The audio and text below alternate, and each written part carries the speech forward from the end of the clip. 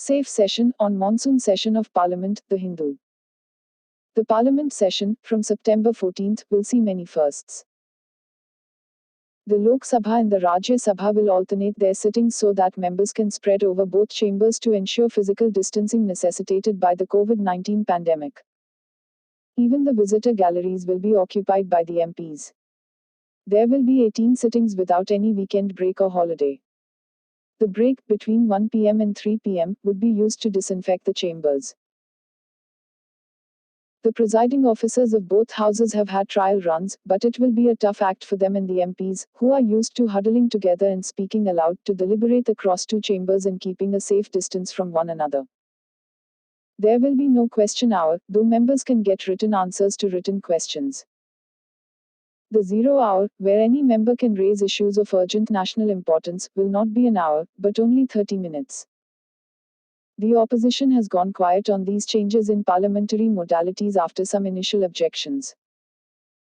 Recently, the assemblies of opposition-ruled states, Kerala, Rajasthan, Punjab and West Bengal, met and none of them had a question hour. The executive branch has expanded its power globally, in the wake of the pandemic, and not really, using it as a facade for aggrandizement. The attenuation of parliament, overshadowed by a strong executive, has been a concern in India even before the pandemic. In ensuring executive accountability and voicing people's concerns, parliament's role was found wanting.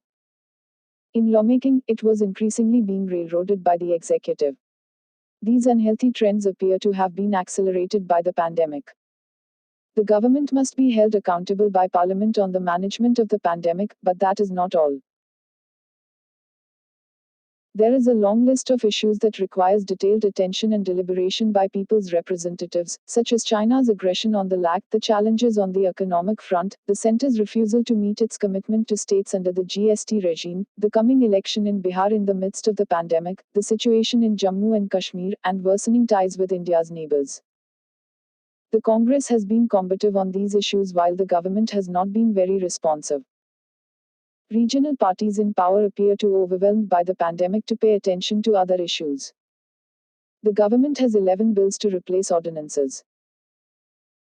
The bill to replace taxation and other laws, relaxation of certain provisions, Ordinance 2020, which will seek to amend the Income Tax Act to enable 100% deduction to donations made to the PM CARES Fund, is a controversial one among them. The opposition and the government must work together to turn the session into an opportunity to share views on all these questions and present a united, reassuring front before the country.